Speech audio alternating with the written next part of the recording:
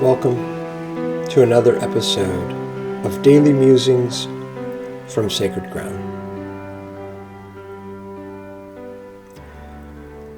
I'm grateful for the elders and ancestors. We can think of those people in our families, among our friends. There may be coaches or teachers who have played that elder role for us. But I also look to actors, musicians, artists, writers, all those who are older or from the past who can still teach us. Some of those teachers may have lived centuries ago. Some may still be with us. Some may have died in the last year or two. Today, I'd like to share from one of my teachers, one of my elders, one of my ancestors, John O-Donohue. He was an Irish poet and writer. Before that, he had been a Roman Catholic priest.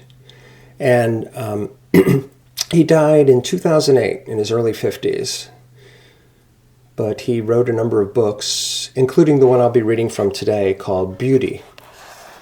And so here's a little bit from John O-Donohue. And in this particular essay, he writes about a river.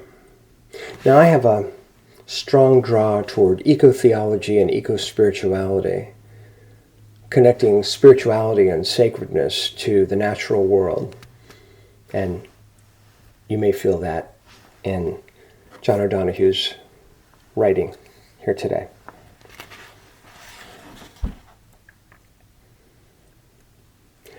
It is lovely to sit on the rim of a rising valley and watch along its depth line the grace of a river's journey. The long flow of its water traverses each field at the same time, but with an ever-new continuity. The river unfolds equally all along the one line of its one journey. From source to sea, it is one flow. Nowhere does it pile up. Nowhere does the water break to leave an empty space. From source to sea, it is one unbroken song of flow. Ever-changing, yet always one. The grace of a river is a reminder of how nature seeks elegance and achieves immense beauty of cohesion and balance. A river blends music of movement with an enduring and accompanying depth of stillness. Again, its journey is always out of silence, and this silence dwells deep in the river too. If only our lives could achieve, or indeed allow, such grace and elegance. If we could but find a rhythm of being which could balance a contemplative grace, a poetry of motion, and an accompanying stillness and silence, our pilgrimage through this world would flow in beauty through the most ragged and forsaken heartlands of confusion and dishevelment. It will continue to hold a clear flow line between the memory and depth of the earth and the eternal fluency of the ocean, and never lose the passion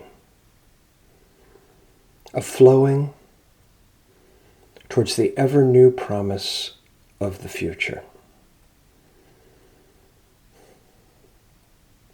A river somehow illuminates the beauty of time. In a river, past, present, and future coalesce in the one passionate flowing. A river is continuous flow of future. Though it flows through landscape, It never divides space into sooner or later, before or after. The river is a miracle of presence. Each place it flows through is the place it is. The river holds its elegance, regardless of the places it flows through. Though a river maintains a line of direction, it somehow turns still fixed space into the embrace of a flowing circle of presence. It gives itself to the urgency of becoming, but never at the cost of disowning its origin. It engages the world while belonging always secretly within its memory, and still strives forward into the endless flow of emerging possibility. In the sublime and unnoticed artfulness of its presence, the wisdom of a river has much to teach us. From John O-Donohue's book, Beauty.